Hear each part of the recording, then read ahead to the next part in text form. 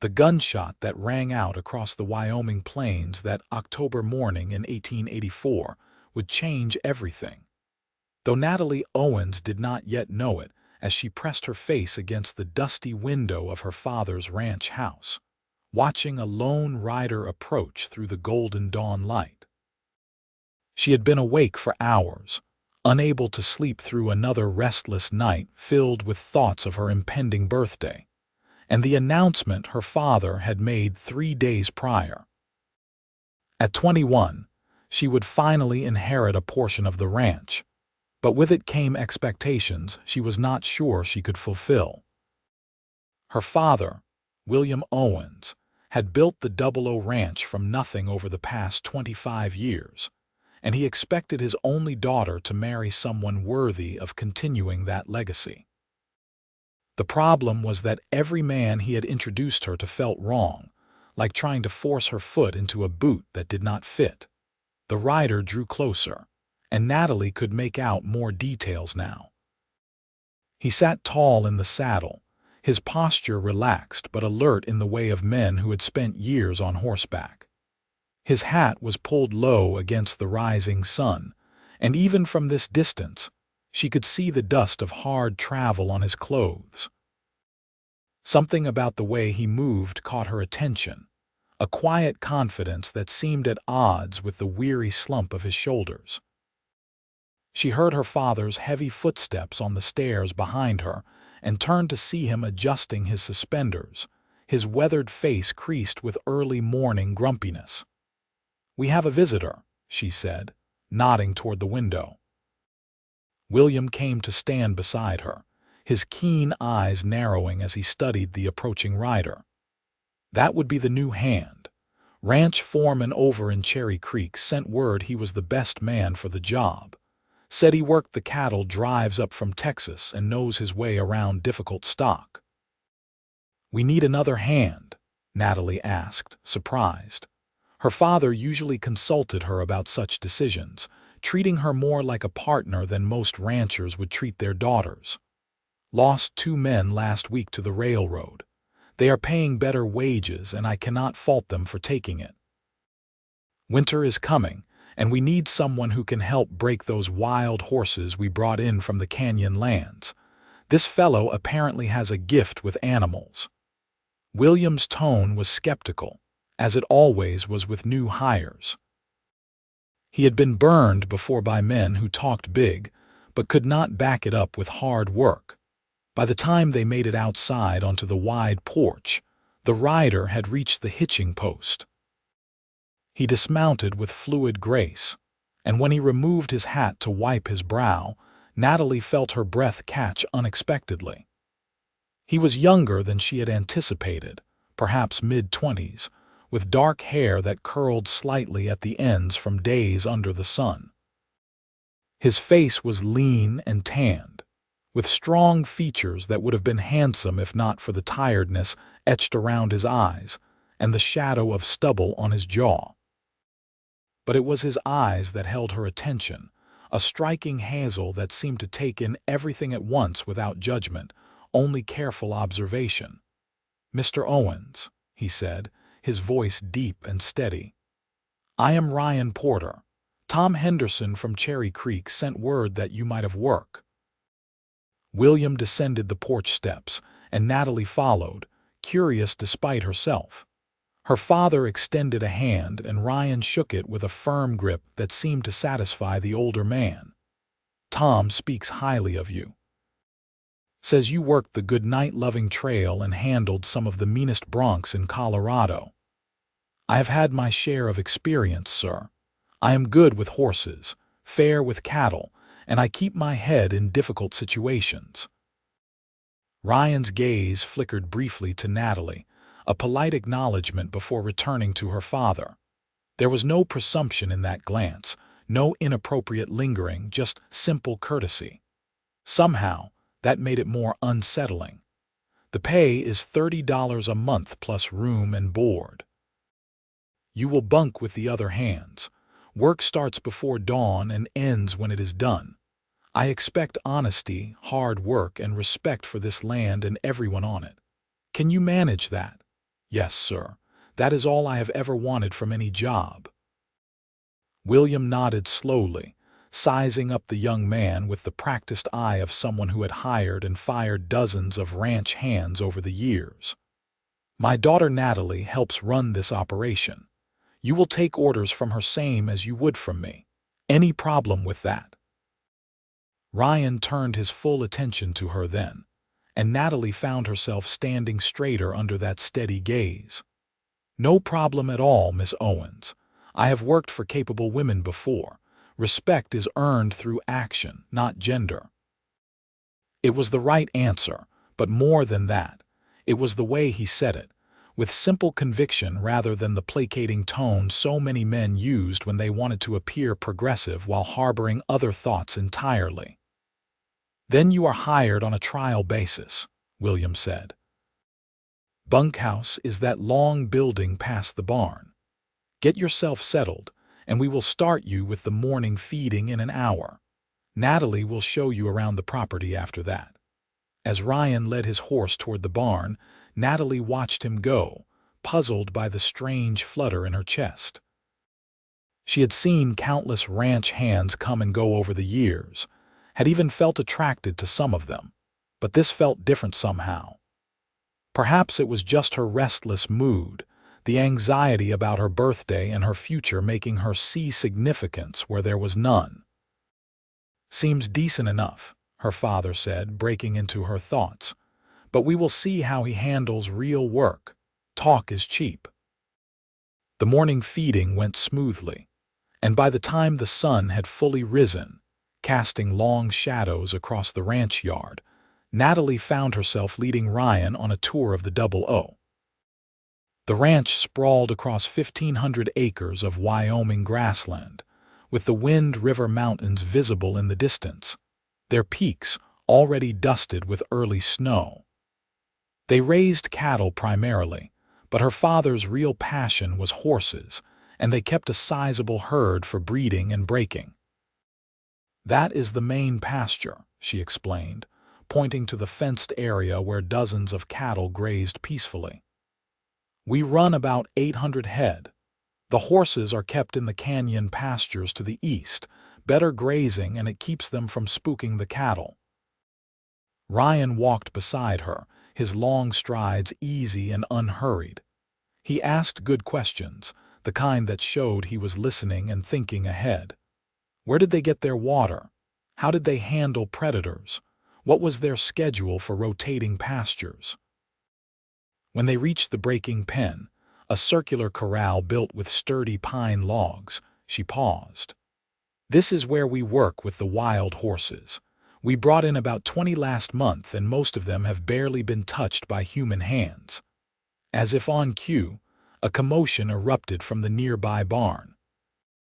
One of the hands, a burly man named Jack who had been with the ranch for 3 years, was shouting and swearing. Natalie hurried toward the sound with Ryan close behind. Inside the barn, they found Jack brandishing a whip at a magnificent black stallion that was rearing and snorting in the corner of a stall.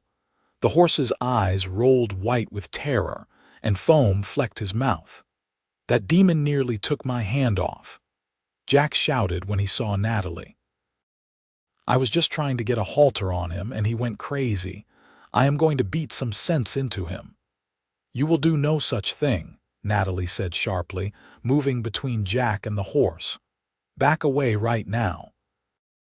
Miss Natalie, with all due respect, I have been breaking horses since before you were born.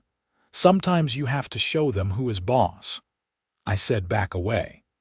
Her voice had taken on the steel she had learned from her father, the tone that meant there would be no argument. Jack's face reddened with anger and embarrassment, especially with the new hand watching. But before the situation could escalate further, Ryan stepped forward, his movements slow and deliberate. "May I?" he asked quietly, looking at Natalie. She nodded, curious to see what he would do. Ryan approached the stall door but did not open it. Instead, he simply stood there, not looking directly at the horse, his body language relaxed and unthreatening. He began to hum, a low melodic sound that seemed to fill the barn. Natalie had never heard anything quite like it, not quite a song but something close, something ancient and soothing. The stallion continued to snort and paw the ground, but his ears swiveled forward, listening.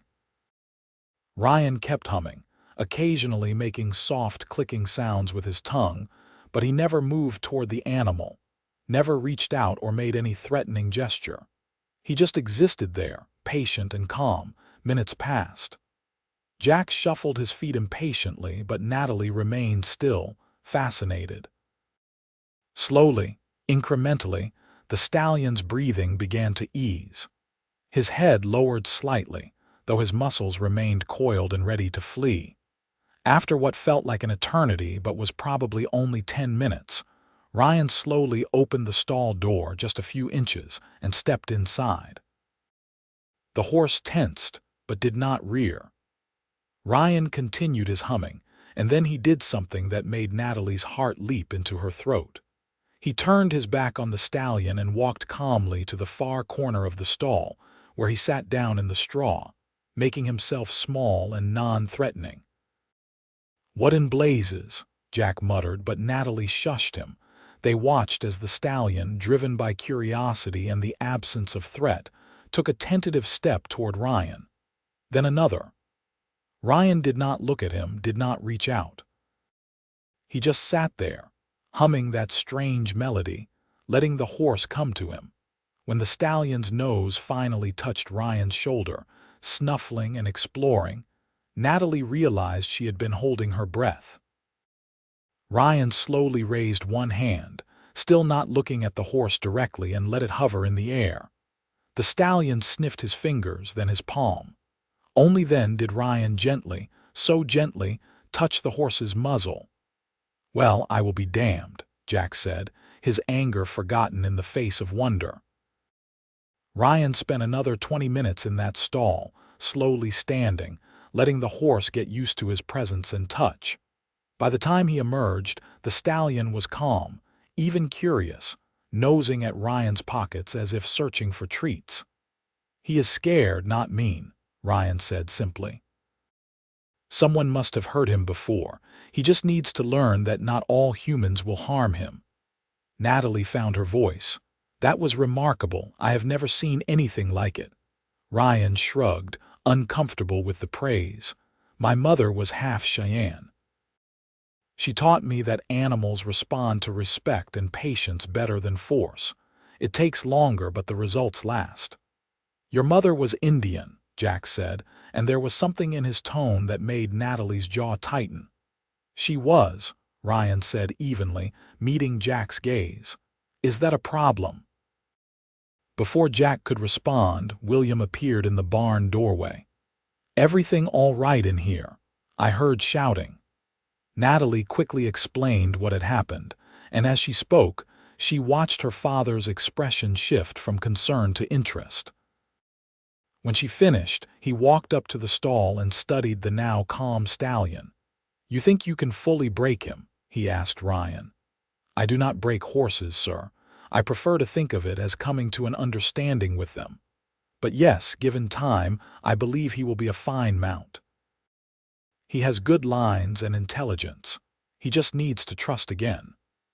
William was quiet for a long moment, and Natalie could almost see the wheels turning in his mind. Finally, he nodded. "That stallion is yours to work with. If you can get him rideable, there is a $50 bonus in it for you. Consider it a test of your skills." "I appreciate the opportunity, Mr. Owens. I will not disappoint you." As her father walked away, calling for Jack to help him with another task, Natalie found herself alone with Ryan again. The morning sun streamed through the barn doors, illuminating the dust motes that danced in the air between them. "Thank you," she said. "Jack is a good man in many ways, but he has old-fashioned ideas about handling animals." "I meant no disrespect to him," Ryan replied. "Different men learn different ways. I just happened to learn from someone who understood horses in their bones." "Your mother, you said she was Cheyenne." Natalie hoped the question was not too forward, but she was genuinely curious. Ryan's expression softened with memory.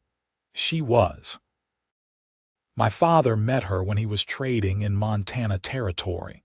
Her family had been displaced by the conflicts, and she was working as a translator at a fort. They fell in love, which was not easy in those times. Still is not in many places. He paused, seeming to choose his words carefully.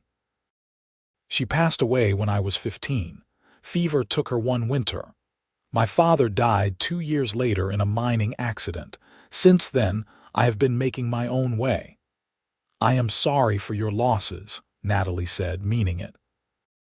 She had lost her own mother to childbirth complications when she was just 8 years old, and the ache of that absence never quite faded. Thank you, Miss Owens. Loss is part of life on the frontier.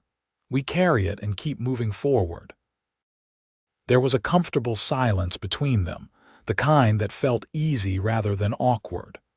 Natalie realized with some surprise that she enjoyed his company, the quiet strength he exuded, the thoughtful way he spoke. I should let you get settled in, she said finally. We eat lunch at noon in the main house. You are welcome to join us, or you can eat with the other hands in the bunkhouse. Your choice. I appreciate the offer. I will eat with the hands today, get to know them. Seems wise to understand who I will be working alongside. As he walked away, leading his horse toward the corral, Natalie found her gaze following him longer than was strictly proper. There was something about Ryan Porter that intrigued her, something beyond his obvious skill with horses or his quiet competence. It was the way he carried himself, perhaps, with that combination of humility and confidence that was so rare to find. The rest of the day passed in the usual rhythm of ranch work. Natalie helped her father with the account books, met with their foreman about winter feed supplies, and supervised the afternoon chores. But through it all, she found her thoughts drifting to the new hand, wondering what he was doing, how he was settling in. That evening, after a supper of beef stew and fresh bread, William surprised her by bringing up the subject himself. That Porter fellow is interesting, he said, leaning back in his chair with his pipe. I watched him work this afternoon. He has a natural way with the animals, and the other men seem to respect him already. Even Jack came around after seeing what he did with that stallion. He learned from his mother, Natalie said. Techniques passed down through the Cheyenne. Her father nodded thoughtfully. Smart people, the Cheyenne. They have lived on this land far longer than we have. Makes sense they would understand the animals better. He puffed on his pipe, sending up small clouds of smoke. Some folks would not like that he is part Indian, though, the Hendersons in town, for instance. You know how they feel about mixing bloodlines. Natalie felt a flash of irritation. The Hendersons can keep their small-minded opinions to themselves. Ryan is clearly skilled and respectful. That should be all that matters. William studied her with those keen eyes that missed nothing. You are right, of course. I am just saying there might be talk. I wanted you to be prepared for it. He paused, then added carefully, I also wanted you to know that I judge a man by his character and his work, not by his parentage. If Ryan Porter proves himself valuable to this ranch, I will not let ignorant gossip change that. I am glad to hear it, Father. That said, William continued, his tone taking on a warning edge, he is a hired hand, Natalie. I saw how you looked at him this morning. I am not blind and I am not naive. I know you are at an age where you are thinking about such things. But there are complications with a situation like that, complications beyond the usual difficulties of a rancher's daughter taking up with a cowboy. Natalie felt her cheeks warm. Father, I just met him this morning. I am not taking up with anyone.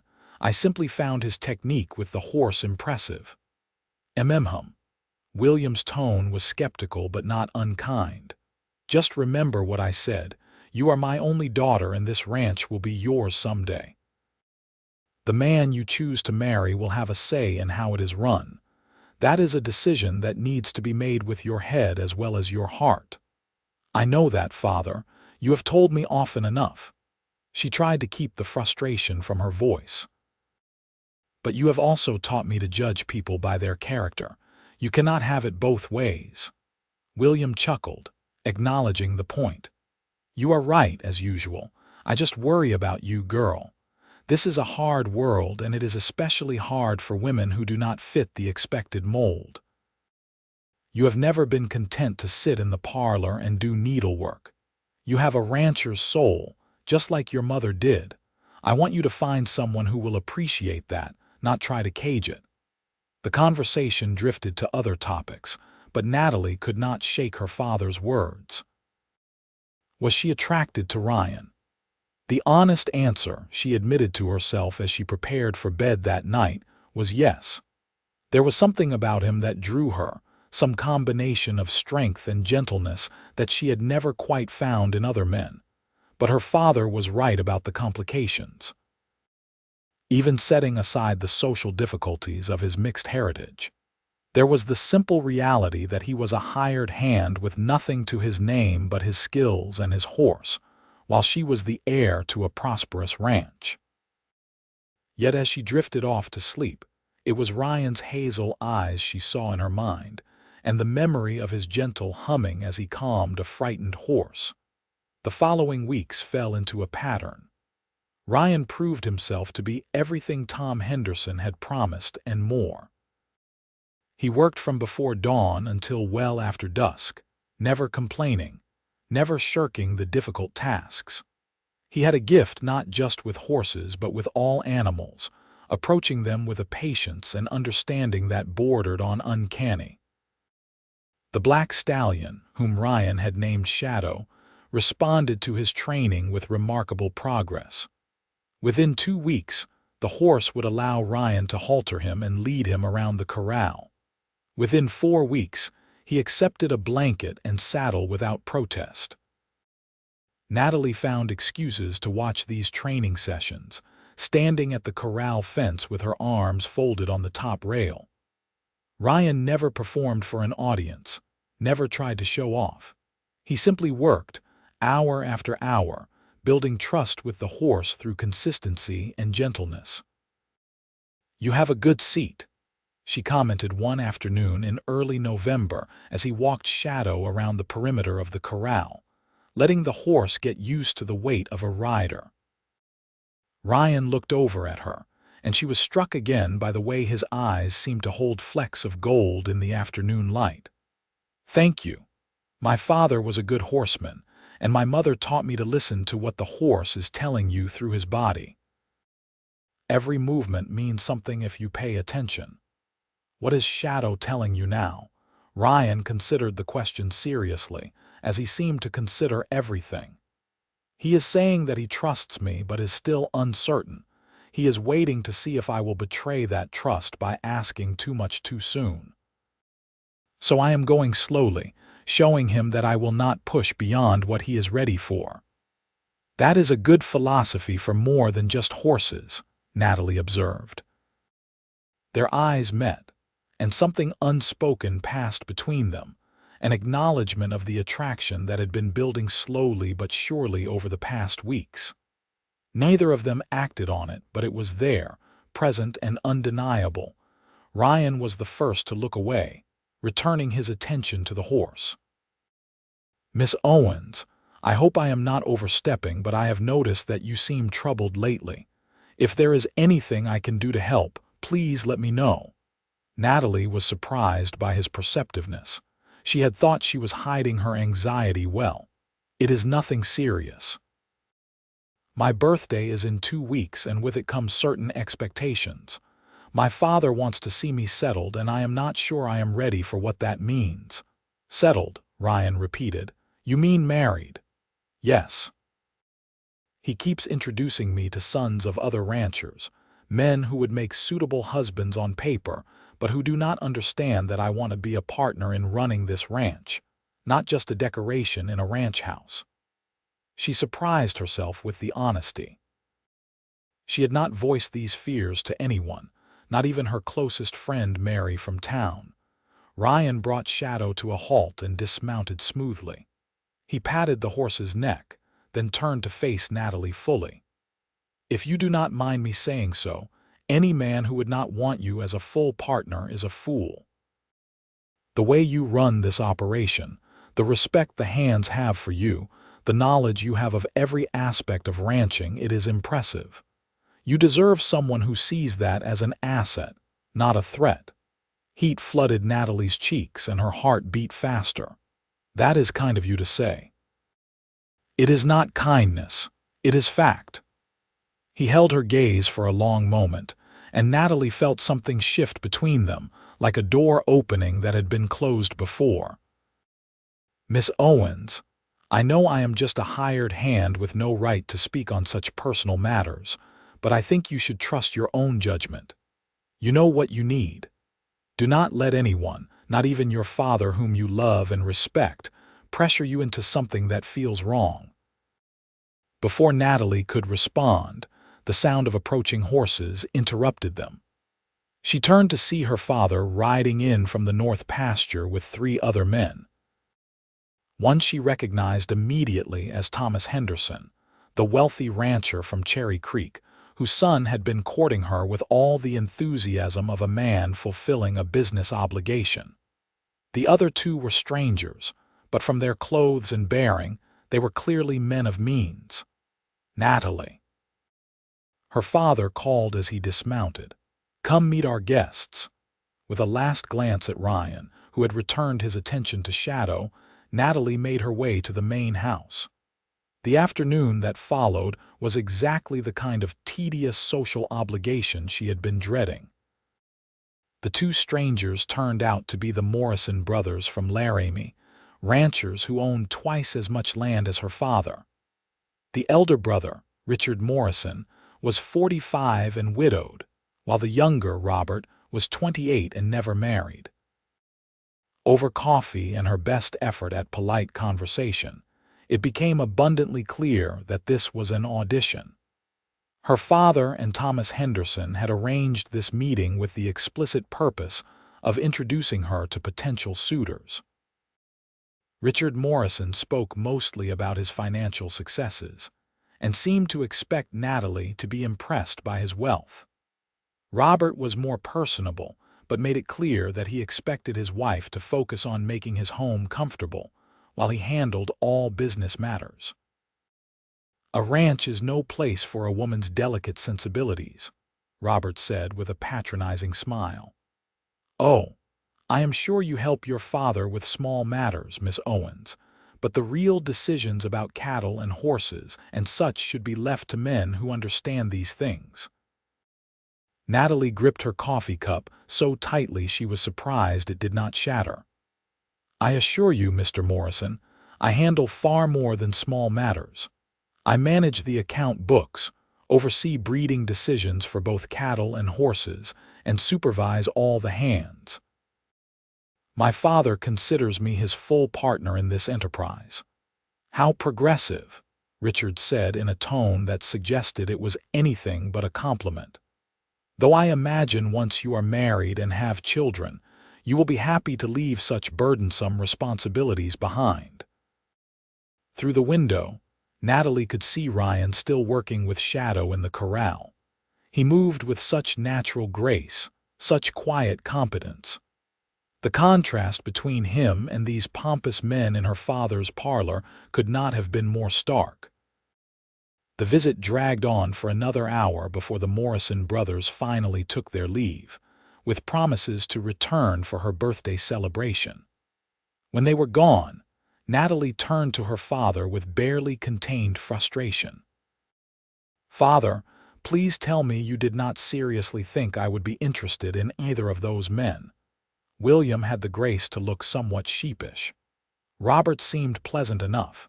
He is young, successful, from a good family. He is a condescending bore who thinks women should be confined to the kitchen and nursery, and Richard is old enough to be my father. She paced the parlor, her skirts swishing with agitation. I thought you understood what I wanted.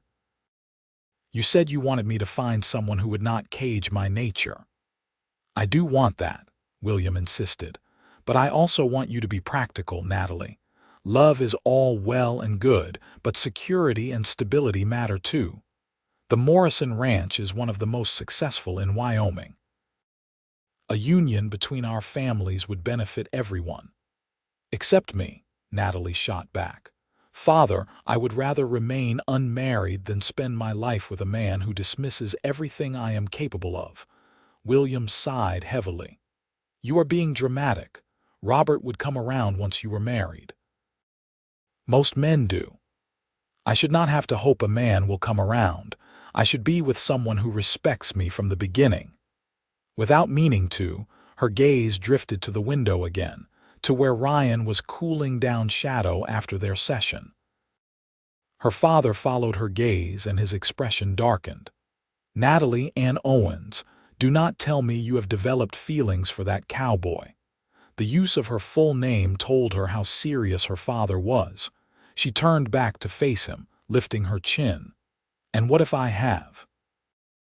You hired him because he is skilled and hardworking. You said yourself that you judge a man by his character. Ryan Porter has shown nothing but good character since he arrived. He is a hired hand, William said firmly. Yes, he is skilled, and yes, he seems like a decent man. But he has nothing, Natalie. No land, no money, no prospects beyond whatever wage I pay him. How would you live? What kind of future could he offer you? The same future he is building with his own two hands, Natalie replied. The same way you built this ranch, Father. You started with nothing but determination and hard work. Why is it so different for Ryan? Because it took me 25 years to build what we have. You would give up all of this to live in a soddy or a tiny cabin somewhere, struggling just to put food on the table. If I loved him, yes.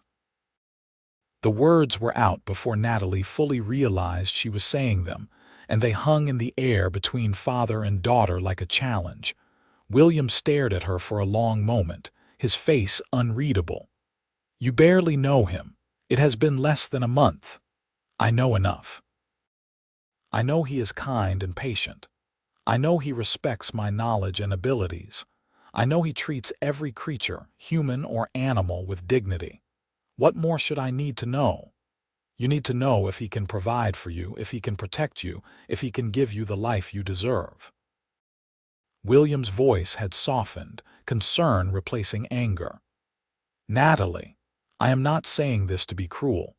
I am saying it because I love you and I do not want to see you throw away your future on a romantic notion. It is not a romantic notion to want to be loved and respected by the man I marry, Natalie insisted. That should be the foundation of any marriage, not an afterthought to property and wealth. Before William could respond, there was a knock at the door. When Natalie opened it, she found Ryan standing there, hat in hand, looking uncertain. I apologize for the interruption, Mr. Owens, Miss Owens. I wanted to report that Shadow did very well today. He is ready to be ridden outside the corral tomorrow if you approve. William's expression was stiff as he nodded. Fine. Take him out in the morning pasture, but keep him away from the other horses until we are sure he will not spook them. Yes, sir. Ryan's gaze flickered to Natalie, and she saw concern in his eyes. He had clearly sensed the tension in the room. Is everything all right? Everything is fine, William said before Natalie could answer. You have done good work with that horse, Porter. I am pleased with your progress. After Ryan left, the conversation with her father resumed, though it was more careful now, both of them aware they were treading on sensitive ground. They reached an uneasy truce. Natalie would attend her birthday celebration and be polite to whatever suitors her father invited, and William would not explicitly forbid her from spending time with Ryan, though he made his disapproval clear. That night, Natalie could not sleep. She finally gave up around midnight and wrapped a shawl around her shoulders, slipping out onto the porch. The November night was cold and clear, the stars brilliant overhead. She was surprised to see a figure standing by the corral fence, silhouetted against the moonlight. She approached quietly, recognizing Ryan even from a distance. He did not turn as she walked up beside him, though she was sure he heard her approach. "Could not sleep?" she asked softly. "I have never been good at sleeping," he admitted. "Too many years on cattle drives where you learn to sleep light and wake at the smallest sound. Now it is more habit than necessity." They stood in comfortable silence for a while, watching the horses in the nearby pasture moving like shadows in the moonlight. Shadow was among them, having been integrated into the herd that afternoon. "I heard some of your conversation with your father earlier," Ryan said finally. "The walls are thin and voices carry. I did not mean to eavesdrop, but I could not help but hear." He turned to look at her, his expression serious.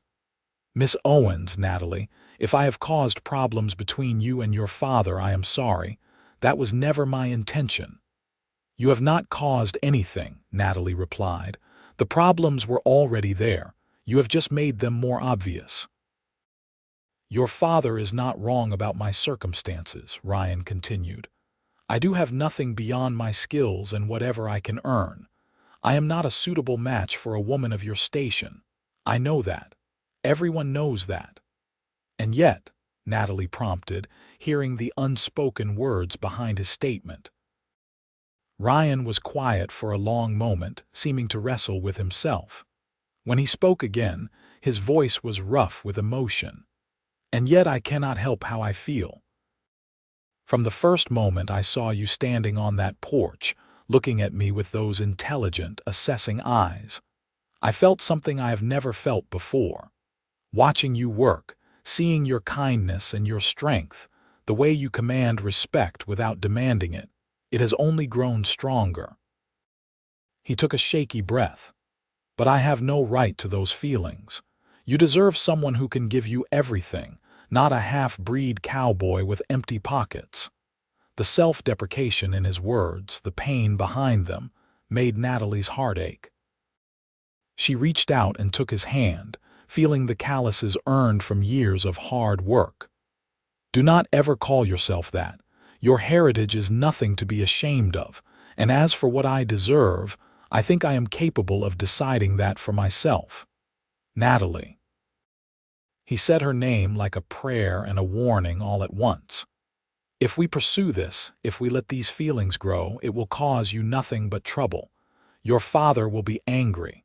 The people in town will talk. You might lose your position in society, your friends, maybe even your inheritance." "Then those are prices I am willing to pay," she said firmly.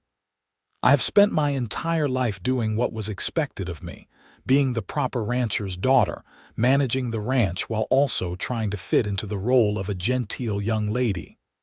I am tired of it, Ryan. I am tired of pretending that I want the same things everyone expects me to want. I want something real. I want someone who sees me as a whole person, not just as a means to acquire a ranch or produce heirs." Ryan's hand tightened around hers. "You have no idea how much I want to be that person for you, but I am scared, Natalie. I am scared that I will not be enough, that I will disappoint you or fail to provide the life you are accustomed to."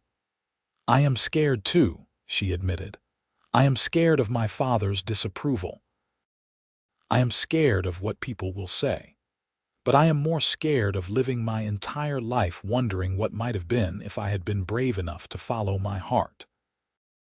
They stood there in the moonlight, hands clasped, hearts racing, on the precipice of something that would change both their lives irrevocably. Finally, Ryan raised his other hand and gently cupped her cheek. His touch was reverent, as if she were something precious and fragile. "If we do this," he said softly, "I promise you this. I will spend every day trying to be worthy of the gift you are giving me. I will work harder than I have ever worked. I will save every penny. I will build something for us, even if it takes years. And I will never, ever take for granted the courage it takes for you to choose me?" "I choose you," Natalie whispered. "I choose you, Ryan Porter." He kissed her then, gentle and sweet, a kiss full of promise and hope and the terrifying beauty of beginning something new. When they finally pulled apart, both of them were trembling. "We should be careful," Ryan said, though he made no move to let her go. "We should not tell anyone yet, not until we have a plan. Your father would dismiss me immediately if he knew." Natalie knew he was right, but the secrecy felt wrong, like they were doing something shameful rather than simply following their hearts. Still, she nodded. "We will wait until after my birthday. Let me get through the celebration and the inevitable parade of suitors. Then we can figure out how to move forward." The next 2 weeks were both wonderful and agonizing. Natalie and Ryan stole moments together whenever they could, always careful to maintain propriety in public while sharing whispered conversations and lingering glances when no one was watching. She learned more about him, about his childhood moving between his father's world and his mother's, never quite fitting into either but taking the best from both. He told her about his dreams of someday owning a small ranch of his own, nothing grand, just enough land to raise good horses and live peacefully.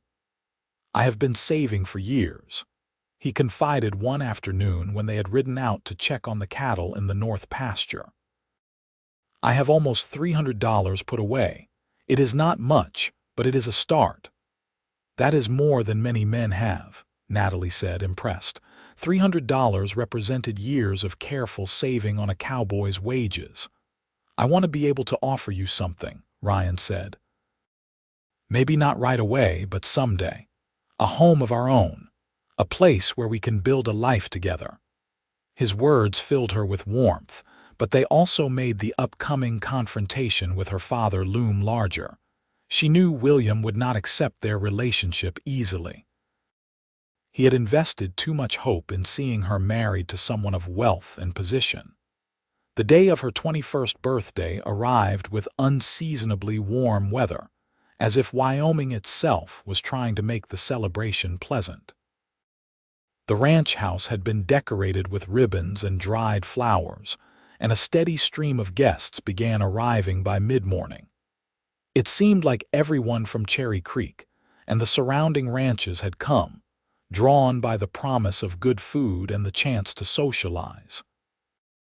Robert Morrison arrived early, bringing an extravagant gift of pearl earrings that must have cost a small fortune. He claimed Natalie's attention immediately, walking with her through the party, making it clear to everyone present that he considered himself the frontrunner for her affections.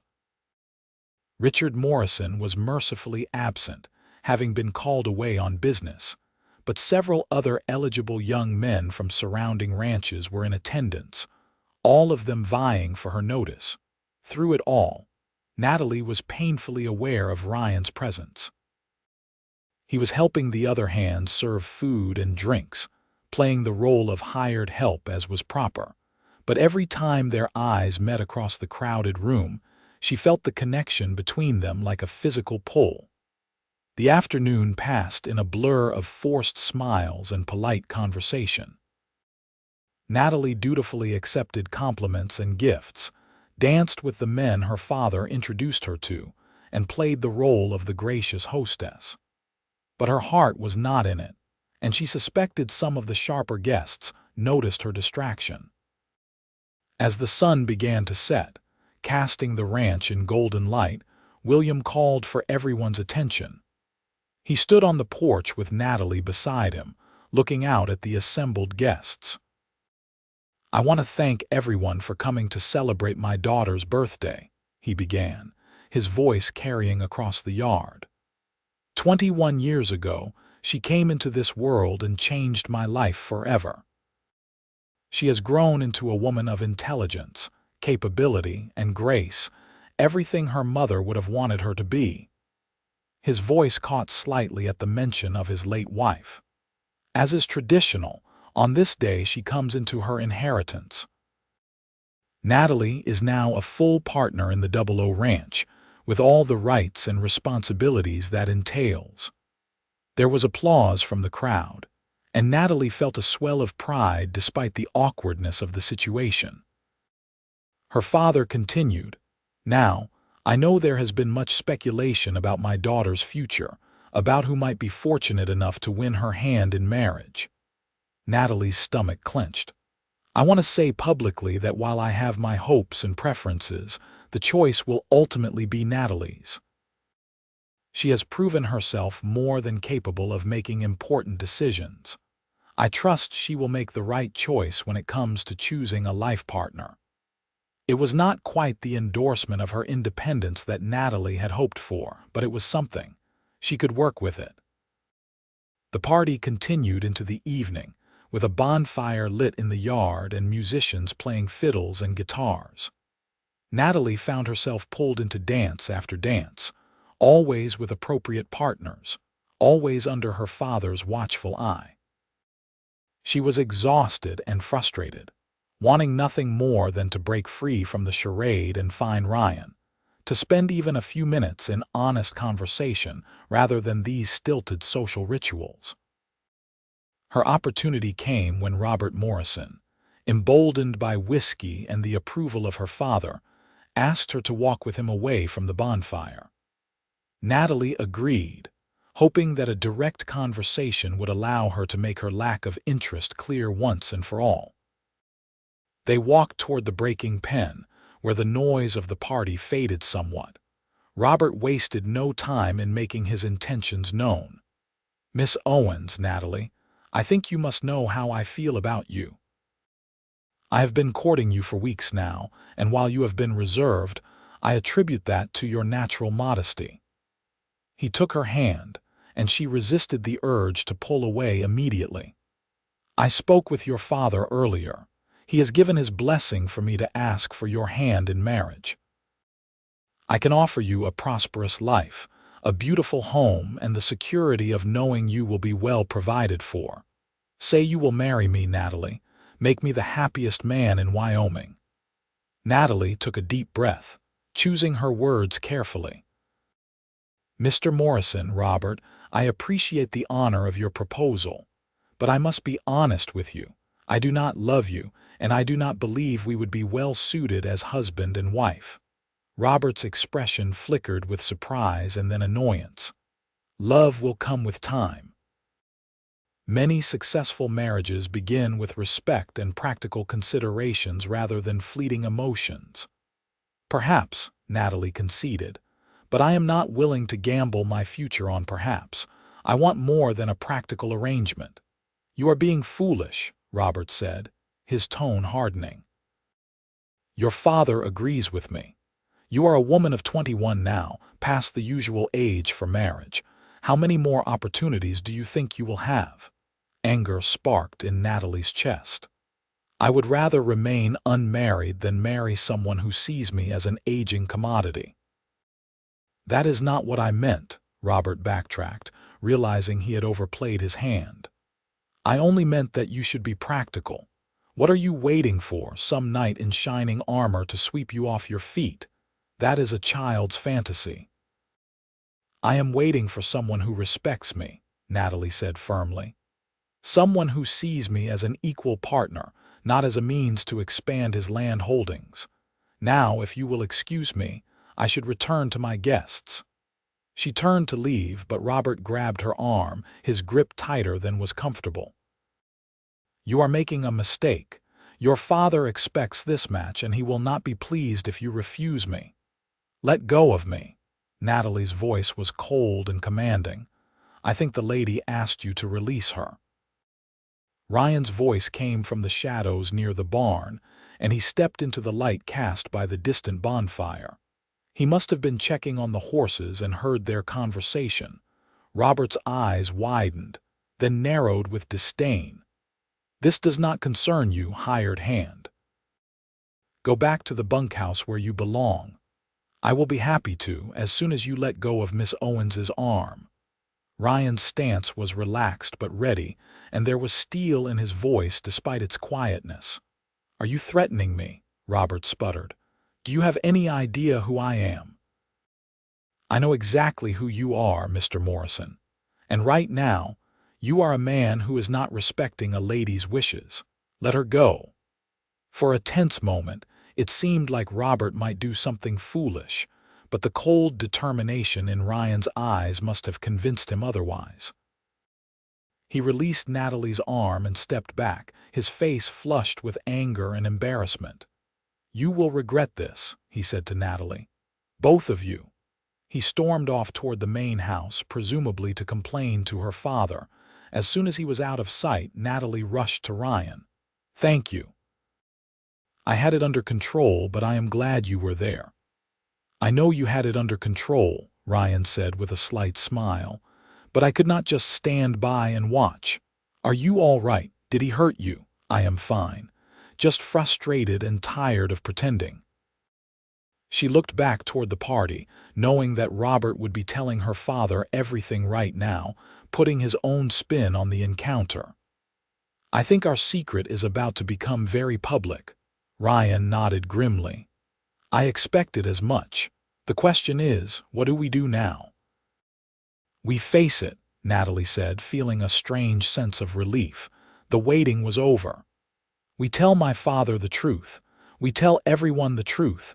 I love you, Ryan Porter, and I am not going to hide it anymore." "Natalie, are you sure? Once we do this, there is no taking it back. Your father might disown you. The town might shun you. Is this really what you want?" She took his hands in hers, looking up into his worried face. "I have never been more sure of anything in my life. I want you. I want a life with you. Whatever that looks like, wherever it leads us, that is what I choose." Ryan pulled her into his arms, holding her tightly. "Then we face it together. No matter what happens, we face it together." They walked back to the party hand in hand, and the sight of them caused a ripple of shock through the assembled guests. Conversation stopped. People stared.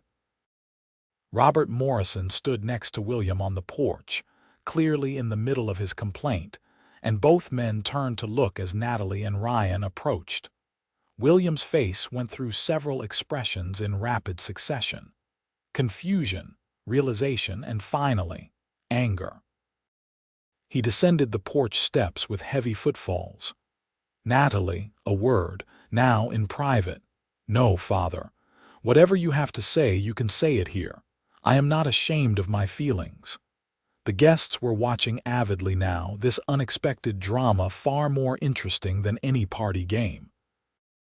"You are making a spectacle of yourself," William hissed. "Think about what you are doing." "I have thought about it. I am in love with Ryan Porter, and I intend to marry him if he will have me." A collective gasp went through the crowd. Robert Morrison's face turned an alarming shade of red. And William looked as if his daughter had struck him. "Have you lost your mind? He is a ranch hand. He has nothing to offer you." "He has everything to offer me," Natalie countered. "Respect, kindness, understanding, love. Those things are worth more than all the land in Wyoming." William turned his furious gaze on Ryan. Did you seduce my daughter?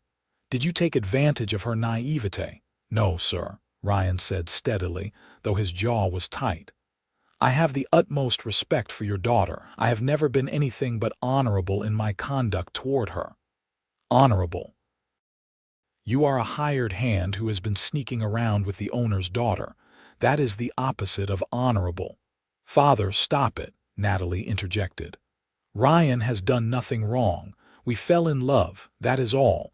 There has been nothing improper between us." "You barely know him," William insisted. "This is infatuation, nothing more. You will get over it." "I know him well enough to know he is twice the man of anyone else here," Natalie said, raising her voice so the entire party could hear. "I know he is patient and kind. I know he respects my capabilities and treats me as an equal. I know he has worked hard his entire life and never complains. I know he has honor and integrity. What more should I need to know?"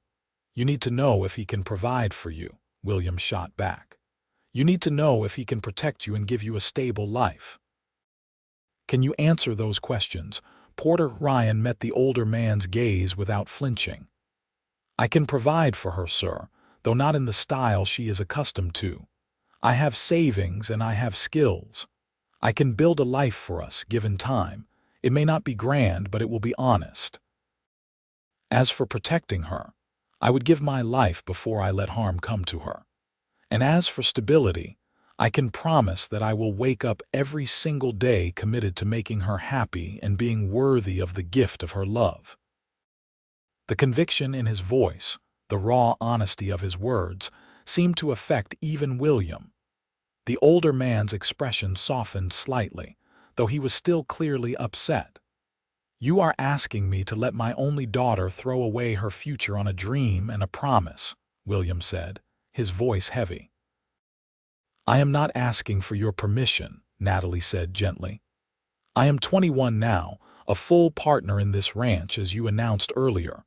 I am asking for your understanding and eventually your blessing. But with or without it, I am going to choose my own path. You taught me to be strong and independent. You cannot be surprised when I use those qualities in ways you did not anticipate." The standoff continued for a long moment, father and daughter locked in a battle of wills while the entire party watched in fascinated silence. Finally, Thomas Henderson, who had been standing nearby, spoke up. "William, if I may offer an observation as a friend, you and I have talked often about your daughter's remarkable character. You have praised her intelligence and her judgment countless times. Perhaps you should trust that judgment now, even if her choice is not what you would have preferred." "Stay out of this, Tom," William growled, but there was less heat in his voice. "I cannot stay out of it. I have known Natalie since she was a girl. I have watched her grow into an exceptional woman. If she says she loves this young man, if she is willing to risk your anger and social censure to be with him, then perhaps he is worth a second look." William turned his attention back to Ryan, studying him with those sharp eyes that had assessed countless men over the years. "Tell me about yourself, Porter, not just the surface things. Tell me who you really are." Ryan squared his shoulders. "I am the son of a miner and a Cheyenne woman. I grew up caught between two worlds, never quite belonging to either. When my parents died, I was alone in the world with no family and no prospects. I worked cattle drives, broke horses, took any honest work I could find. I learned that I had a gift with animals, a patience and understanding that came from my mother's teachings. I'm not wealthy and I never will be, but I am honest, I am hardworking, and I am honorable. I fell in love with your daughter despite knowing it was foolish, despite knowing I could never be what people would consider a suitable match. But I cannot help how I feel. She is the most remarkable person I have ever met, and I would count myself blessed beyond measure to spend my life trying to deserve her." The speech was simple and heartfelt, and even some of the skeptical guests seemed moved by it. William was silent for a long moment, his expression unreadable. Finally, he sighed heavily. "This is not how I envisioned this evening going. I had plans, expectations." He looked at his daughter with a mixture of frustration and reluctant pride. "But then, you have never been one to follow the expected path, have you, Natalie? I learned that from you, father. You built this ranch from nothing when everyone said it was impossible. You taught me that anything worth having is worth fighting for." "I suppose I did." William turned back to Ryan. "I am not giving my blessing, not yet, but I am not forbidding it either. Here is what is going to happen, Porter. You are going to continue working here, and I am going to be watching you closely. If you prove yourself over the winter, if you show me that you can build something of value, if you demonstrate that you are capable of being a full partner to my daughter in running a ranch, then we will talk again in the spring. Until then, you will keep a respectful distance from Natalie." No sneaking around, no impropriety. If I hear even a whisper of scandal, you are gone. Understood? It was not the acceptance they had hoped for, but it was far better than outright rejection. Ryan nodded. Understood, sir. Thank you for giving me the chance to prove myself. Do not thank me yet. I am a hard man to impress, and I have high standards when it comes to anyone courting my daughter. William turned to address the stunned party guests. I apologize for the disruption to the celebration.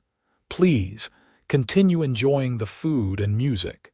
This family matter is concluded for now. The party slowly resumed, though the atmosphere was markedly different. Clusters of guests whispered and speculated about what they had just witnessed. Robert Morrison left in a huff, along with several other guests who disapproved of the situation. But many stayed, and some even approached Natalie and Ryan to offer quiet words of support or, at minimum, curiosity about how this unconventional romance had developed. As the evening wore on and guests began to depart, Natalie found a moment alone with her father on the porch. The bonfire had burned down to embers, and the night had grown cold, frost already forming on the ground. I am sorry for embarrassing you, she said quietly. That was not my intention. William was silent for a moment, then sighed. I know it was not. You have always been honest, sometimes painfully so. I suppose I should not have expected anything different. He looked at her in the dim light. You really love him. I really do, Father. And you are prepared for how difficult this will be. Even if I eventually give my blessing, people in town will talk. Some doors will be closed to you. Your children will face prejudice because of Ryan's heritage. I know. But I would rather face those challenges with someone I love than live a comfortable but empty life with someone I do not. William nodded slowly. Your mother would have liked him, I think. She always valued authenticity over appearance. His voice grew rough with emotion. She would be proud of the woman you have become, Natalie. I am proud of you too, even when you are driving me to distraction. Natalie hugged her father tightly, feeling the tension between them ease. Thank you, Father. That means everything to me. Do not make me regret this, William said gruffly. And tell Porter that if he hurts you, he will answer to me. I will tell him, though I do not think it will be necessary. The winter that followed was one of the hardest and most rewarding of Natalie's life. True to his word, William watched Ryan constantly, testing him in ways both obvious and subtle. He assigned him the most difficult tasks, the most challenging horses, the longest hours. Ryan met every challenge without complaint, working from before dawn until well after dark, often returning to the bunkhouse so exhausted he could barely eat before falling into bed. But he never faltered, never gave less than his absolute best effort. He broke 6 of the wild horses that winter, including Shadow, who became one of the finest mounts on the ranch. He helped repair miles of fence damaged by early winter storms. He worked alongside the other hands during calving season, staying up for days on end to ensure every calf had the best chance of survival. Natalie watched all of this with a mixture of pride and concern. She wanted Ryan to prove himself to her father, but she also worried that he was pushing himself too hard, trying to accomplish in months what normally took years. They stole moments together when they could, always careful to maintain propriety, but those moments were precious. Brief conversations in the barn, shared glances across the dinner table, the occasional walk in the evening under the pretense of checking on the stock. In February, a harsh blizzard struck the region, one of the worst storms anyone could remember. The ranch hands worked around the clock to keep the animals safe, breaking ice on water troughs, ensuring the cattle had access to shelter, digging out horses trapped in snow drifts. During one particularly brutal night, Ryan and two other hands went out to search for a group of cattle that had wandered away from the main herd before the storm hit. They were gone for nearly 24 hours, and with each passing hour, Natalie's anxiety grew. The wind howled around the ranch house, visibility was nearly zero, and the temperature had dropped so low that exposed skin would freeze in minutes. She kept vigil by the window, refusing to sleep, her mind conjuring increasingly terrible scenarios. When the three men finally stumbled back to the ranch, half frozen and exhausted but with the missing cattle in tow, Natalie could not help herself. She ran out into the snow and threw her arms around Ryan, not caring who saw, not caring about propriety. She had almost lost him, and in that moment, nothing else mattered. "I am all right," Ryan said through chattering teeth, holding her as best he could with frozen fingers. "We are all right, the cattle too." William, who had come out to help the men into the warm bunkhouse, watched this exchange with an unreadable expression. Later, after the hands were warmed and fed, he called Ryan into his office. Natalie waited anxiously in the main house, worried that her emotional display had cost Ryan his chance. But when her father emerged an hour later, his expression was thoughtful rather than angry. "What happened?" she asked immediately. "What did you say to him?" "I asked him what his intentions were, whether he had a plan for the future or if he expected to continue as a ranch hand indefinitely." William poured himself a whiskey and settled into his chair. "Do you know what he said?" Natalie shook her head, waiting. "He said that he has been saving every penny of his wages. Combined with what he had before, he now has over $500. He said that if I allow him to marry you, he would like to buy a parcel of land adjacent to our property, land that the Peterson family has been trying to sell for years. He wants to start small, with horses primarily, and build slowly. He asked if he could continue working here part-time while he builds his own operation, at least for the first few years." "That is a solid plan," Natalie said carefully, trying to gauge her father's reaction. "It is a smart plan," William acknowledged. "It shows he has been thinking seriously about the future, not just living day to day. It shows he understands ranching economics and is willing to be patient." He took a sip of whiskey. "The Peterson land is about 400 acres. It is good land with water and grazing. $500 would not be quite enough to purchase it outright, but it would be a substantial down payment." Natalie's heart was pounding. "Father, what are you saying?" William looked at her for a long moment. "I am saying that I have been testing Ryan Porter for 4 months now, and he has passed every test. He works harder than any hand I have ever employed. He treats the animals with skill and compassion. He respects you and me and everyone on this ranch. He is honest, he is capable, and he clearly loves you deeply." He paused. "I am saying that when spring comes, if he asks for your hand officially, I will give my blessing. And I am saying that I will loan him the additional funds needed to purchase the Peterson land outright, to be paid back over time without interest." Tears sprang to Natalie's eyes. "Father, truly, with one condition. I want to be a partner in this new ranch, a silent partner. I will provide the capital to get started in exchange for a minority stake. That way, if things get difficult in those early years, you will have support. And as you have children, we can eventually merge the properties into one operation, keeping it all in the family." It was more than Natalie had dared to hope for, not just her father's blessing but his support and respect for Ryan's plans. She hugged William tightly, overwhelmed with gratitude. "Thank you, Father. You have no idea what this means to us." "I have some idea," William said dryly. "Now, do not go rushing out to tell him tonight. Let him sweat a bit longer.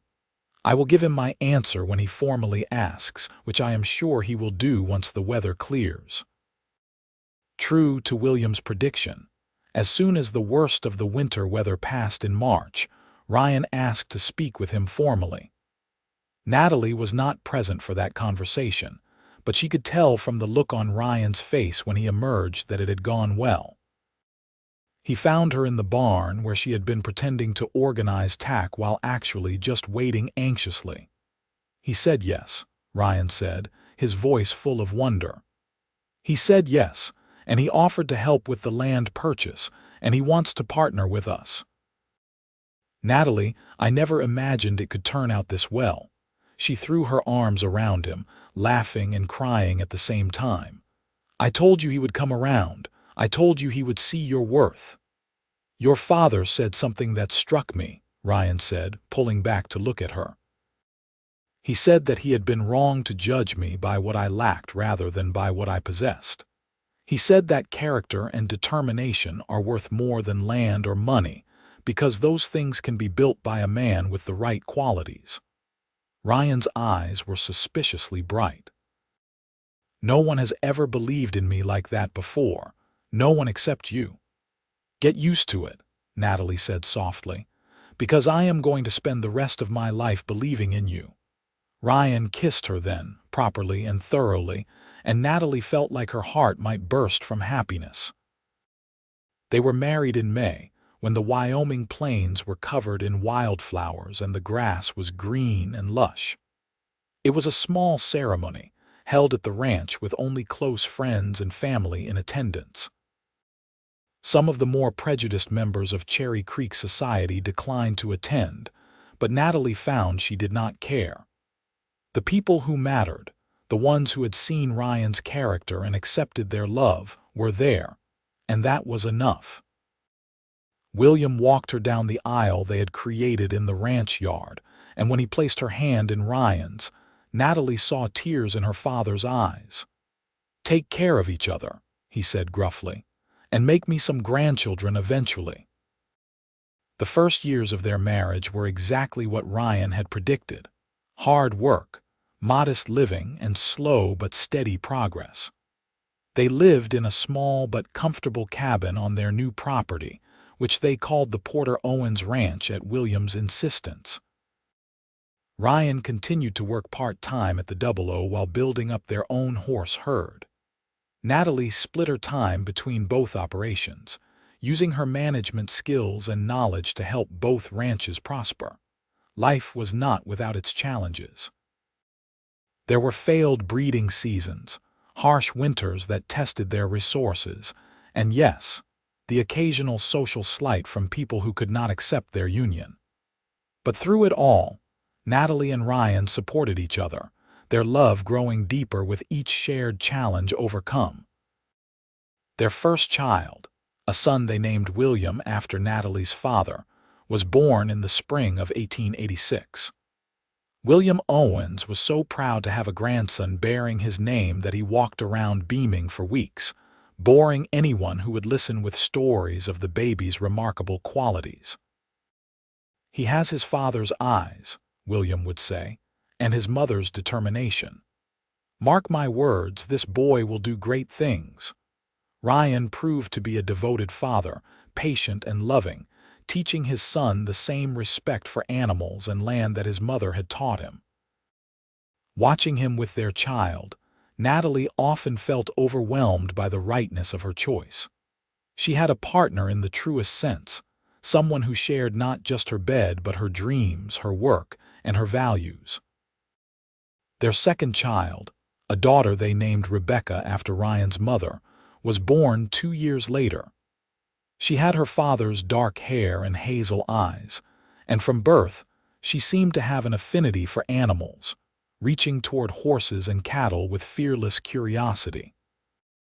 As the years passed, the Porter Owens Ranch grew and prospered. Ryan's reputation as a horse trainer spread throughout Wyoming and beyond.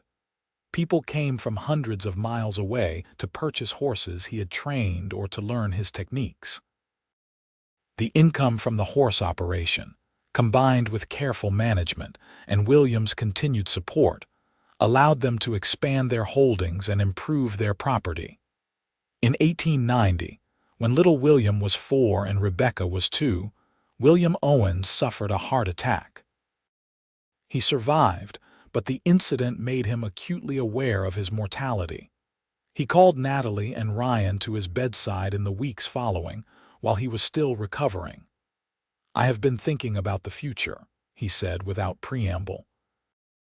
"I am not getting any younger, and this scare has reminded me that I will not be around forever." He looked at them both seriously. "I want to formalize the merger of our operations. I want to leave the 00 to you jointly, to be combined with your ranch into one operation. That way, everything stays in the family, and you will have the resources to provide for your children and their children." "Father, you are going to be fine," Natalie protested. "The doctor said you will make a full recovery if you take it easy." "Perhaps, but even so, this needs to be done. You two have proven yourselves 10 times over. You have built something remarkable, and you have given me grandchildren who will carry on our legacy. It is time to make it official." The papers were drawn up within a month, and the Owens Porter Ranch, as it was now called, became one of the largest and most respected operations in Wyoming.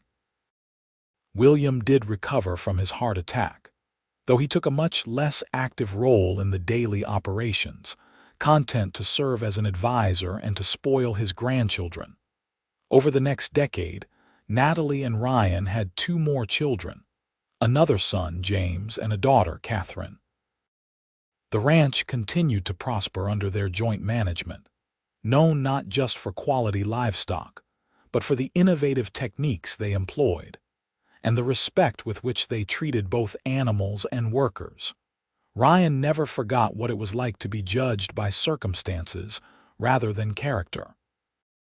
The Owens Porter Ranch became known as a place where hardworking people could find fair employment regardless of their background. They hired men of all races and origins, judging them solely on their abilities and integrity. This progressive approach earned them criticism from some quarters, but it also attracted the best workers in the region, men and women who were willing to work hard when they knew they would be treated fairly. In 1898, when William Owens passed away peacefully in his sleep at the age of 73, his funeral was attended by hundreds of people. In his will, he left letters for each of his grandchildren, to be opened when they turned 18. But the letter that meant the most was the one he left for Ryan.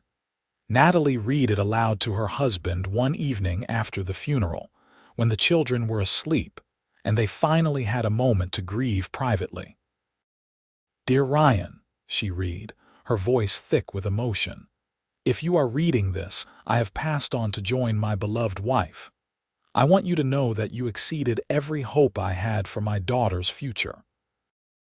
When you first rode up to my ranch that October morning, I saw a dusty cowboy with nothing to his name. I was wrong. You had everything that mattered: integrity, skill, determination, and love. You have been a true son to me, and I could not have asked for a better partner for Natalie or a better father for my grandchildren.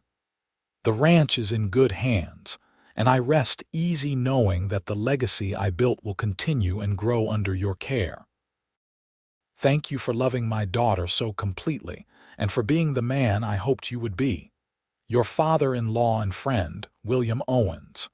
Ryan wept openly as she read, something he rarely allowed himself to do. "He gave me everything," Ryan said through his tears. "Not just his daughter and his ranch, but his respect and acceptance.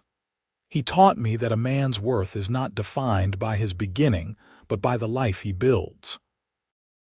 They held each other in the quiet darkness of their bedroom, mourning a man they had both loved deeply, but also grateful for the gift he had given them: the chance to build a life based on love and respect rather than convenience and social expectation. As the new century dawned, the Owens-Porter Ranch stood as a testament to what could be achieved when people looked beyond surface judgments to see true worth. Natalie and Ryan, now in their late 30s, ran the operation with the wisdom of experience and the passion of pioneers. Their children were growing into capable, compassionate individuals, learning the values their parents and grandfather had embodied. Young William, at 14, showed a natural aptitude for business and management, helping his mother with the account books and correspondence. Rebecca, at 12, had inherited her father's gift with horses and could gentle even the most difficult animals. James, at 9, was fascinated by the breeding side of the operation, constantly asking questions about bloodlines and genetics. And little Catherine, at 7, was the ranch's storyteller, always pestering her father to tell tales of his adventures or her grandfather's early days building the Double O. On a warm evening in June 1901, Natalie and Ryan sat on the porch of their expanded ranch house, watching the sun set over land they had built together. Their children's laughter drifted from inside the house where they were playing some elaborate game. The fields stretched out before them, dotted with cattle and horses, all thriving under their careful stewardship. "You ever regret it?" Ryan asked quietly. "Choosing me over the life you could have had?" Natalie looked at him in surprise. "Not for a single moment. Why would you ask that?" "I think about that day sometimes, your 21st birthday party. All those wealthy men courting you, offering you ease and comfort. Sometimes I wonder if you ever wish you had chosen differently." Natalie took his hand, roughened by years of work but gentle as ever. "Ryan Porter, you gave me something none of those men could have offered. You gave me a true partnership. We built this ranch together, raised our children together, faced every challenge side by side.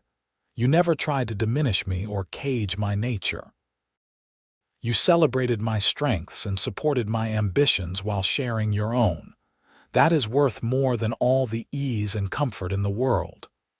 I suppose when you put it that way, I did give you a pretty good deal," Ryan said with a grin. "You gave me everything," Natalie corrected. "Just as I gave you everything. That is what love is supposed to be, is it not? A complete giving of oneself to another, trusting that they will treasure what you have offered."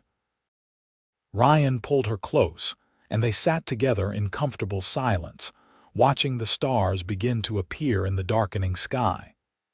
After 17 years of marriage, they could communicate as much through silence as through words. "Your father saw something in me that I did not see in myself," Ryan said eventually.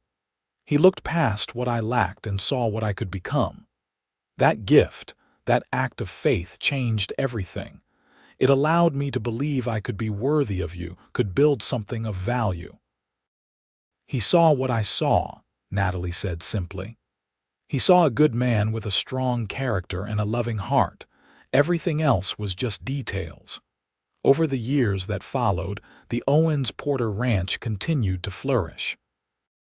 William, when he came of age, took over much of the business management, displaying a shrewd intelligence and diplomatic skill that served the ranch well. Rebecca became known throughout the West as one of the finest horse trainers of her generation. Her technique, a blend of her father's Cheyenne-influenced methods and her own innovations. James pursued his interest in breeding, developing lines of cattle and horses that became sought after across the country. Catherine, to everyone's surprise, became a writer, publishing articles about ranch life and the changing West that gained national attention. All 4 children married for love, much to their parents' satisfaction, and brought spouses to the ranch who shared their values and work ethic. The family grew to include grandchildren, and the ranch expanded further, becoming a true dynasty built on principles of respect, hard work, and integrity. In 1920, At the age of 61, Ryan suffered a riding accident that left him with a badly broken leg. The injury healed, but it left him with a permanent limp and chronic pain. He could no longer do the physically demanding work of breaking horses, and Natalie worried that losing that aspect of his identity would devastate him. Instead, Ryan adapted, transitioning to teaching others his techniques. He held workshops on the ranch, training a new generation of horsemen in the methods his mother had taught him so many years ago. His classes attracted students from across the country, and his influence spread far beyond the borders of Wyoming. "I may not be able to break horses myself anymore," he told Natalie one evening, "but I can ensure the knowledge my mother gave me lives on. In a way, this is better. My physical abilities were limited to what I could personally accomplish. Teaching has infinite reach." Natalie watched with pride as her husband found new purpose, his classes becoming so popular that they had to limit enrollment. But more than pride, she felt deep love for this man who faced every challenge with grace and adaptability, who never let setbacks define him. In 1925, on their 40th wedding anniversary, their children organized a massive celebration at the ranch. Friends, family, and former students came from across the country to honor the couple who had built not just a successful business, but a legacy of integrity and love. At the celebration, each of their children spoke, sharing stories and expressing gratitude. But it was Rebecca's speech that moved Natalie and Ryan to tears. "My parents taught us many things," Rebecca said, standing before the assembled crowd. "They taught us how to manage a ranch, how to treat animals with respect, how to work hard and plan for the future. But the most important thing they taught us was what real love looks like. We grew up watching them support each other through difficulties, celebrate each other's successes, and maintain respect and affection even when they disagreed. They showed us that love is not just a feeling but a choice, a daily commitment to seeing the best in your partner and bringing out that best through your own actions." She paused, emotion making her voice tremble. "My mother chose my father when society said she should not. My father worked tirelessly to prove he was worthy of that choice. And my grandfather, who we all miss deeply, had the wisdom to look past prejudice and see true worth. Together, the three of them built something beautiful, something that has provided opportunities and prosperity for dozens of families over 4 decades. That is the legacy we celebrate today." As the applause swelled, Natalie leaned against Ryan, feeling the solid warmth of him beside her. They had weathered so much together: the early struggles, the loss of parents, the challenges of raising children, the inevitable setbacks of business and life. Through it all, they had remained partners in the truest sense. No regrets. Ryan whispered in her ear, echoing his question from years before. "Not a single one," Natalie whispered back. "You. Only that I did not meet you sooner." He kissed her temple gently. "But then, perhaps we met exactly when we were supposed to, when we were ready to appreciate what we had found." The years continued to pass. Ryan and Natalie gradually transitioned to advisory roles as their children and grandchildren took over the daily operations of the ranch. They remained active and engaged, but they also finally had time to simply enjoy each other's company, to take long rides across the land they had built together, to sit on their porch in the evenings and watch the sunset paint the sky in brilliant colors. In 1932, Ryan fell ill with pneumonia. At 73, his body could not fight the infection as it once might have. Natalie stayed by his bedside in the hospital in Cherry Creek, refusing to leave even when the doctors suggested she get some rest. Their children rotated through, saying their goodbyes, but Natalie would not be moved. On the third night, when they were alone in the quiet hospital room, Ryan opened his eyes and found her sitting beside him, holding his hand. "You should rest," he said, his voice weak but steady. "You will wear yourself out." "I rested for 47 years, secure in the knowledge that you would be there when I woke up. I can skip a little sleep now." She squeezed his hand gently. "Besides, if you think I am letting you slip away without me being here to argue with you about it, you do not know me very well." Ryan smiled, the expression lighting up his worn face. "I know you better than I know myself. I have loved you longer than I have not loved you. You are woven into every good memory I have." "Then you have to get better," Natalie said fiercely, though tears were streaming down her face. "Because I am not ready to make new memories without you." "Natalie," Ryan said gently, "we both know how this ends. I am not afraid. I have lived a full life, loved completely, built something of worth. I have no complaints." "Well, I have complaints," Natalie said, her voice breaking. "I want more time. I want to grow even older with you. I want to meet more grandchildren and great-grandchildren. I want 1,000 more sunsets sitting on our porch." "Then you will have them," Ryan said. "You will have them, and you will think of me during every one. I will be there in every horse that nuzzles your hand, in every sunset that paints the sky, in every decision you make about the ranch. I will be in our children's faces and in the legacy we built together. Death does not end love, Natalie. Love is stronger than that." They talked through the night, reminiscing about their years together, the early struggles and eventual triumphs, the children they had raised, the life they had built from nothing but love and determination. As dawn broke, Ryan's breathing became labored, and their children were called in. Surrounded by his family, holding the hand of the woman he had loved for nearly half a century, Ryan Porter passed away peacefully. His last words were, "Thank you for choosing me." Natalie lived another 10 years, remaining active in the ranch operation and serving as matriarch to a growing family. But those who knew her well said that a light had gone out in her when Ryan died, a spark that never quite rekindled despite her continued strength and capability. She spoke often of Ryan in those years, sharing stories with grandchildren and great-grandchildren who hung on every word. She wanted them to know the man he had been, the obstacles he had overcome, the love he had embodied. She wanted them to understand that worth was not measured in dollars or acres, but in the quality of one's character and the depth of one's love. In the spring of 1942, Natalie fell ill. Unlike Ryan, whose death had been relatively quick, hers was a slow fading, as if her body was finally giving her permission to join the man she had never stopped missing. Her children gathered around her bedside, much as they had for their father, and in her final hours she spoke with surprising clarity. "I lived exactly the life I wanted," she told them. "I chose love over security, partnership over comfort, and I have never regretted it for a moment.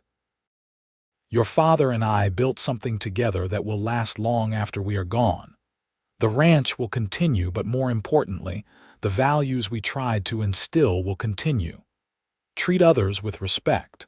Judge people by their character, not their circumstances. Love fiercely and completely. Work hard, but remember that family is more important than profit." She paused, gathering her strength. "And remember that sometimes the greatest blessings come in unexpected packages. A dusty cowboy riding up to the ranch on an October morning changed my entire life. I almost lost that opportunity because of social expectations and prejudice. Do not make that mistake. When you find someone who makes your soul sing, hold on to them. Everything else will work itself out." Natalie Owens Porter died on May 15, 1942, at the age of 79. She was buried next to Ryan on the hill, overlooking the ranch they had built together, the land they had loved and nurtured for over half a century. At her funeral, attended by hundreds of people whose lives had been touched by the Owens-Porter family. The preacher spoke of a love that had transcended social barriers and created a legacy of integrity. But perhaps the most fitting tribute came from Rebecca, now in her 50s and matriarch of the family. My mother used to say that her father saw my father's true worth when others saw only a hired hand with empty pockets, and she was right. But what she did not always acknowledge was that she saw it first. She looked at Ryan Porter and saw not what he lacked but what he possessed: integrity, kindness, skill, and love. She had the courage to choose her own path, even when it was difficult. And my grandfather had the wisdom to ultimately support that choice, to look past his own prejudices and expectations, and see the good man his daughter had found. Together, the three of them proved that worth is not inherited but earned, that love is stronger than social convention, and that family is built not just through blood but through shared values and mutual respect. The ranch passed to the next generation, then the next, each one building on the foundation that Ryan and Natalie had laid. Through wars and depressions, through droughts and floods, through all the changes that swept across the American West in the 20th century, the Owens-Porter Ranch endured, a testament to the two people who had believed that love and hard work could overcome any obstacle. Years later, historians researching the development of humane horse training methods would trace many modern techniques back to Ryan Porter's workshops, which had disseminated the Cheyenne wisdom his mother had taught him. His influence spread far beyond the borders of Wyoming, affecting how horses were treated across the country and eventually around the world. Sociologists studying the changing attitudes toward interracial marriage in the American West often pointed to families like the Porters, who lived their convictions publicly and successfully, slowly changing minds through the evidence of their own thriving, happy lives. But perhaps most importantly, the story of the rancher's daughter and the hired hand became a family legend, passed down through generations as a reminder of what really mattered. Children growing up on the Owens-Porter Ranch learned about their great-great-grandparents who had chosen love over convention, and who had built something beautiful from that choice. The porch, where Natalie and Ryan had sat watching countless sunsets, remained a gathering place for the family. Generations of Porters and Owenses sat there, making decisions about the ranch, solving problems, falling in love, planning futures. And sometimes, in the evening light when the wind blew just right across the Wyoming plains, visitors to the ranch swore they could hear the faint sound of humming, the same melody Ryan had used to calm frightened horses so many years ago, a lullaby in Cheyenne that his mother had taught him, and that had been passed down through his children to their children's children. The ranch that had started with 1,500 acres, and a dream had grown to encompass over 10,000 acres by the early 21st century, supporting multiple families and providing livelihoods for dozens of employees. But size was never the point. The point was always the values that had built it: respect for all people regardless of their background, ethical treatment of animals, environmental stewardship of the land, and above all, the understanding that true worth comes from character, not circumstances. In the ranch house that had been expanded and modernized over the years, but still retained its essential character, a portrait hung in the main room. It showed a young woman with intelligent, determined eyes standing beside a lean, handsome man with a quiet strength evident in every line of his body. They were holding hands, and the look they exchanged spoke of a love so deep, so complete, that it transcended the canvas itself. Beneath the portrait, a brass plaque bore a simple inscription: Natalie Owens and Ryan Porter, 1884–1942 and 1884–1932. They built their ranch on love, and their love built a legacy. That legacy lived on in every horse gently trained rather than broken, in every employee treated with dignity regardless of their origin, in every business decision made with integrity rather than pure profit motive, and most of all, in every family member who understood that the most important choice you can make in life is who you choose to love and how you choose to treat them. The story of the rancher's daughter who fell for the hired hand and the father who eventually saw the cowboy's true worth became more than just family history. It became a reminder that the best love stories are not about perfect people or ideal circumstances. They are about imperfect people choosing each other despite obstacles, working together to build something beautiful, and having the courage to judge others by the content of their character rather than the accidents of their birth.